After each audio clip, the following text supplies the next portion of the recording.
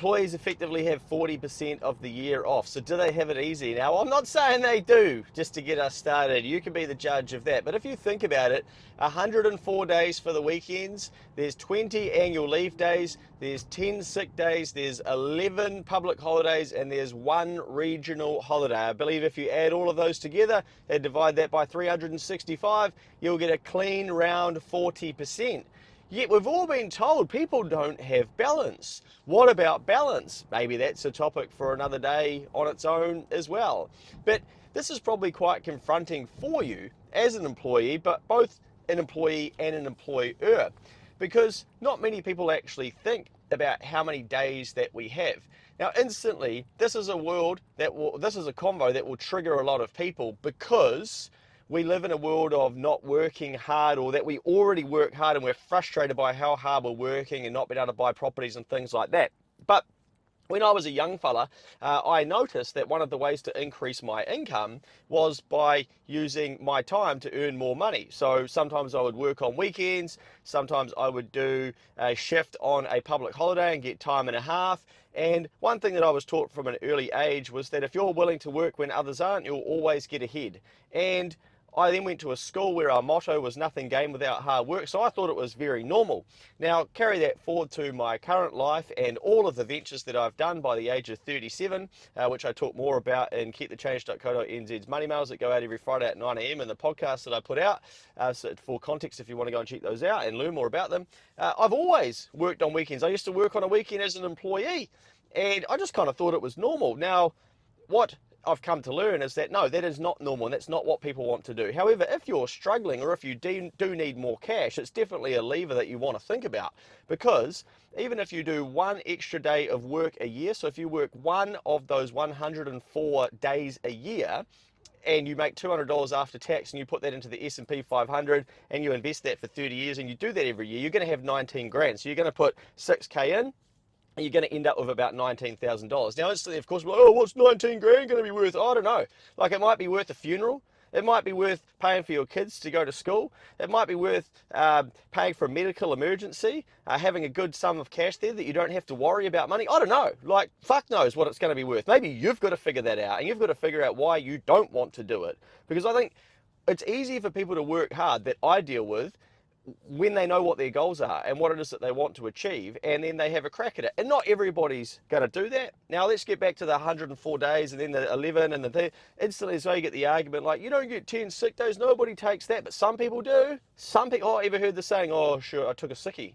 So let's be honest, man, like, a lot of people, they use these days to their advantage. Now, employers need to be mindful of this too, because to start with, instantly you're like, oh shit, I haven't had 10 sick days in 10 years, let alone in a fucking single year, 20 annual leave days, all these public holidays, etc. Business definitely slows down on public holidays, so I think Kiwi businesses do take those public holidays to relax, and not everybody does as well. But the government tell you to take those days off. Society did. It's not like you came up with it. You're just doing what you've been told, like all of us, whenever we take weekends, public holidays, etc. So then it makes you realize you didn't actually really design your life. Now, for a lot of business owners, they then end up getting crushed by their business, and they can't take any of those days off because business doesn't stop. Like, imagine if an employee didn't get paid on a day, and they got an email their boss and said like, hey, you haven't been paid today, what's going on? And they got like, hey, out of office, Bulla from Fiji, I'll be back in 20 days. Hey, no, I'm on a sick leave, you'll need to wait till tomorrow. It'd be like, I'm raising a personal grievance. People would shit the bed. So it's interesting like how far we've come from, well, I'm not even going to get into that actually, but just how easy a lot of us actually have it, and we don't see it because we get conditioned by society that that's how it's supposed to be.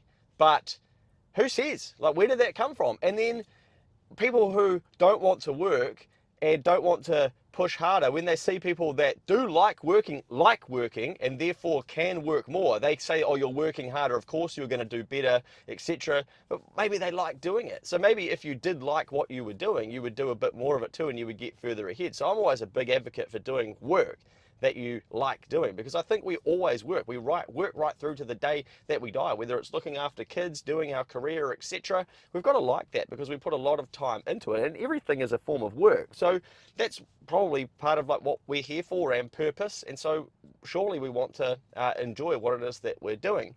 But a reminder that those are some days that you can use as levers to be able to take the pressure off and increase a bit of income and do things like that, and make sure that you look at them like that and you look at it objectively. Like, don't get triggered by this. You know, employers would crack up, and small business owners and whatnot, 500,000 around the country plus, you know, they would be like, wow, like, look how much time employees get off. Like, they've got it easy. And I've had business owners say to me, like, I have thought about maybe just getting back into employment given how cushy it is. But an employee's like, it is not cushy, it is hard. Now, a lot of employees, they haven't run a business, so then they don't have the ability to sort of compare the two, because they only know one mode. So they're sort of comparing it to someone saying to them, well, you could just work a bit harder or a bit longer and things would be easier. And that's obviously going to piss them off. But you know, realistically, in New Zealand, we're entitled to a lot of days off. Now, there are people that don't take all of those days off and that can't as well. So again, like, don't be triggered by data. It's just data. 40% of days you don't need to be at work. So, you know, what can you do with those days if you want to? If you want to, you don't have to. I know the comments are going to be filled with people that are just like, this is so triggering for them to have someone saying, hey, you could potentially work one of those days to get ahead. But there will also be people that are like, yeah, I always work public holidays. It's a great way to make some extra cash. The problem is, for a lot of us, obviously we, you know, change our lifestyle and our spending based on our income. So then once we do start working the weekends or the public holidays or whatever, then we just end up moving our lifestyle to be in line with that income. And that's lifestyle creep. And we talk about that on the Keep the Change podcast all the time. But we try and like stop that, and then we can start putting some money aside. But you might even do it for a season. You know, you might do some weekends for a little while to save up for a holiday, and then it becomes exciting and it's normal. So you've sort of got to have goals that are going to pull you forward to, like, why would you go and do extra? And then if you are at the other spectrum where you're like, you hate working, you don't understand, I've got to look after my kids on the weekend, all that sort of stuff, it sounds like life you're not really enjoying that much anyway, and you're looking for all these reasons why you can't see levers. So don't look at one person's levers and be like, oh, well, they don't work for me. Look at them and go, okay, well, what are the levers for me?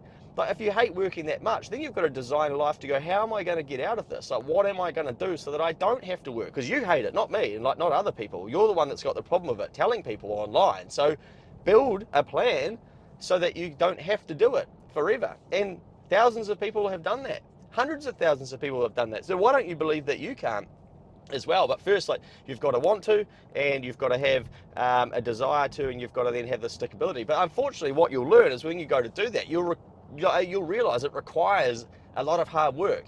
And running your own business and things, like, it's very different to being an employee. People don't care when you're sick. They don't care. Like, obviously there is empathy and whatnot, but like a lot of people in the smaller business space, they can't just take a day off when it's payroll day. You know, when they, oh, my annual leave, you need to calculate this, I need this right now. And you know, like someone asked me yesterday about a business inquiry, and straight away I'm just like, can this wait till tomorrow? Like, no, I want to talk about it today. I know that it's not urgent because I've seen this conversation play out like 100 times, but to them they're like, I need to know right now. If I'm like, sorry man, I'm on your annual leave for 20 days, well, I potentially lose that client and lose that work. And that's just how business goes. So a lot of people are sitting in a pretty comfy-ish life and throwing stones at other people, being like, oh, you know, that's not doable, and my life's really hard. And we don't stop to think, oh, do I actually have the data or the metrics or the comparison ability to do that? Or am I just kind of frustrated with the situation that I'm in at the moment? Anyway, let us know. What do you reckon? Is 40% of the year off, is that too much, or is that good balance, or should we have more? Or do employees have it easy?